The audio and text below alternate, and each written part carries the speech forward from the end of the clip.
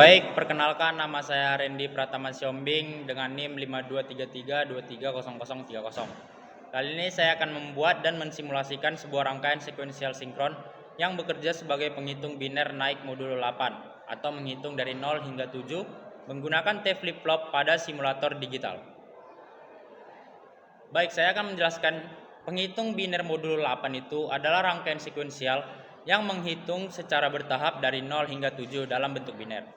Setelah mencapai angka 7 atau 111 dalam biner, rangkaian akan kembali ke 0 atau 000. Rangkaian ini menggunakan T flip-flop, yaitu jenis flip-flop yang berubah keadaan atau toggle setiap kali menerima sinyal clock, asalkan input T bernilai 1. Karena itu, T flip-flop cocok untuk digunakan sebagai dasar dalam membuat penghitung.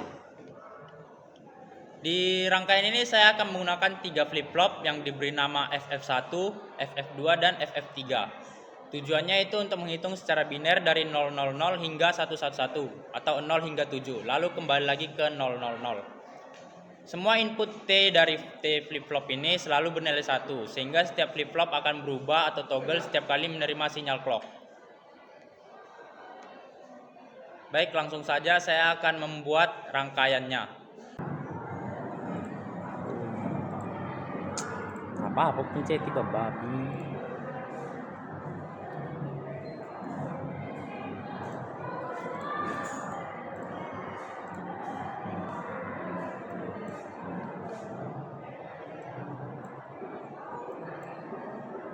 Akan memakai 3 buah T flip-flop.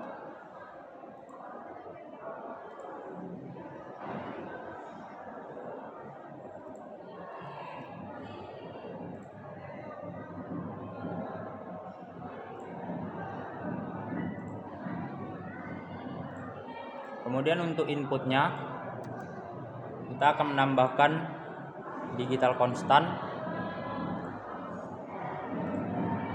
dan juga interaktif digital clock.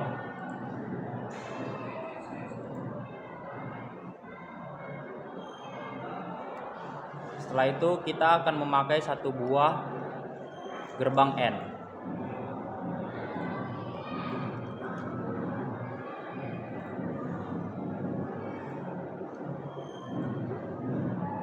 Kemudian kita akan menambahkan yang namanya hex display untuk menampilkan angka 0 sampai angka 7-nya.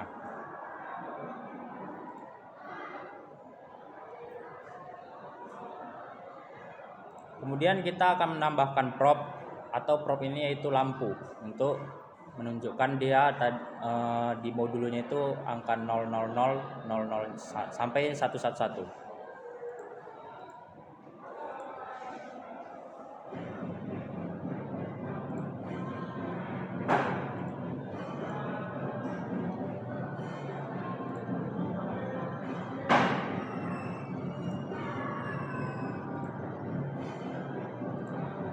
Jadi kita akan menyambungkan input konstannya ke T flip-flop yang pertama. Kemudian clock utamanya juga kita sambungkan ke clock flip-flop yang pertama. Setelah itu, output dari flip-flop pertama kita sambungkan ke flip-flop yang kedua. Nah, setelah dari sini clock ini kita sambungkan ke clock yang ketiga, flip-flop ketiga.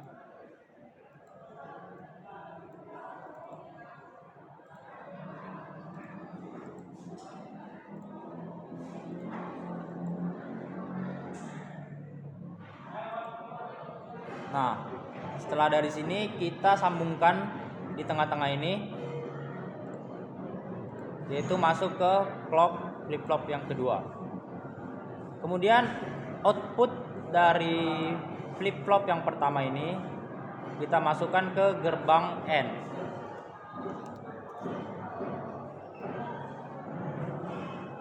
Kemudian output dari flip-flop yang kedua ini juga kita masukkan ke gerbang N.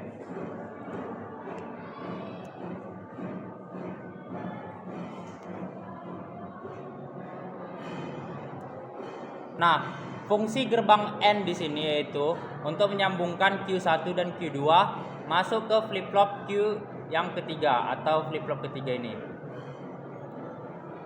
Nah, fungsinya itu di sini adalah, jadi dalam hal ini gerbang N ini menghasilkan nilai 1 hanya ketika output dari flip-flop yang pertama dan flip-flop kedua itu bernilai 1. Dan setelah kejadian itu, flip-flop yang ketiga akan mengeluarkan output 1 juga dan akan merubah statusnya. Kemudian output dari flip-flop yang ketiga kita masukkan ke hex digital untuk melihat angkanya.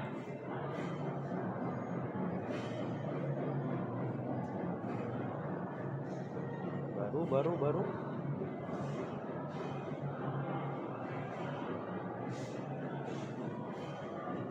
Kemudian kita sambungkan juga untuk masuk ke digital hex-nya ini, yaitu ke output dari flip-flop yang kedua. Kemudian untuk yang ketiga ini kita juga sambungkan ke flip-flop, output flip-flop yang pertama.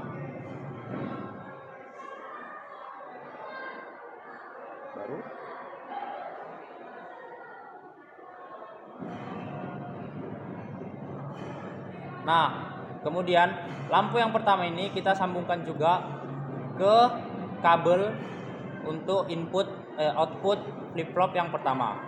Begitu juga lampu yang kedua kita sambungkan ke kabel untuk flip-flop yang kedua. Maaf, ini tadi salah ya. Ini kita sambungkan ke kabel output flip-flop yang pertama. Kemudian sama juga dengan lampu yang ketiga kita sambungkan ke kabel output flip-flop yang ketiga. Oke. Kemudian clock utamanya ini kita ubah menjadi 10 kHz saja. Karena kalau di 1 kHz dia tampilan dari sininya akan sangat cepat. Jadi kita pakai 10 Hz saja. Di sebelah kanan saya sudah ada tabel kebenarannya dan di sebelah kiri saya ada simulasinya. Langsung saja kita jalankan simulasinya.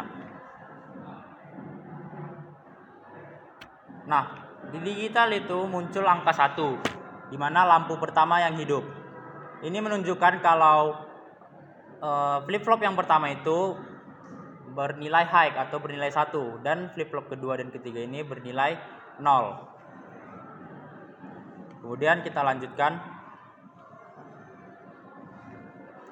Nah, di displaynya muncul angka 2, di mana lampu kedua saja yang hidup. Lampu pertama dan lampu ketiga mati.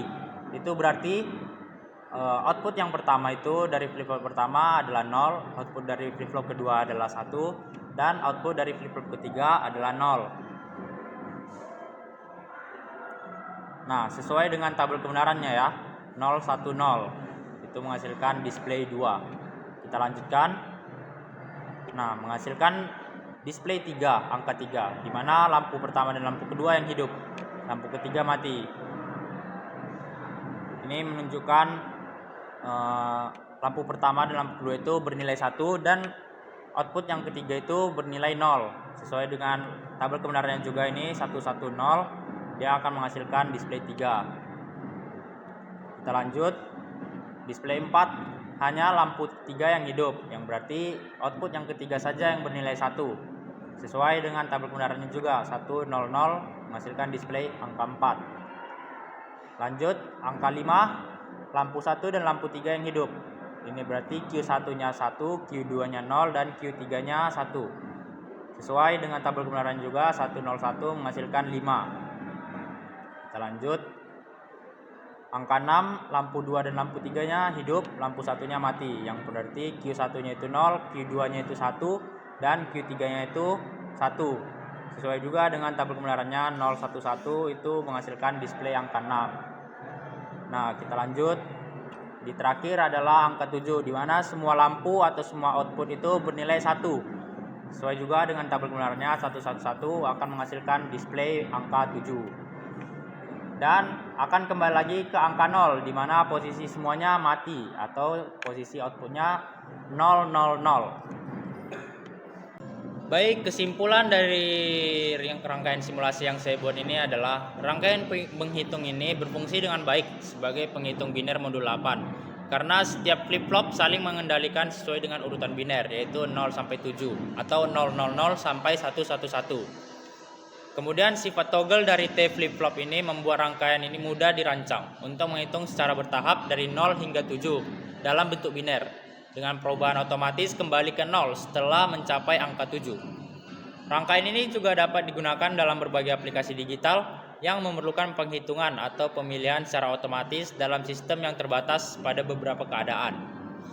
Baik, sekianlah tugas simulasi yang dapat saya paparkan. Apabila ada salah kata atau salah pengucapan atau salah penjelasan, saya mohon maaf karena saya juga masih belajar dalam membuat simulasi teknik digital ini. Sekian dari saya, terima kasih.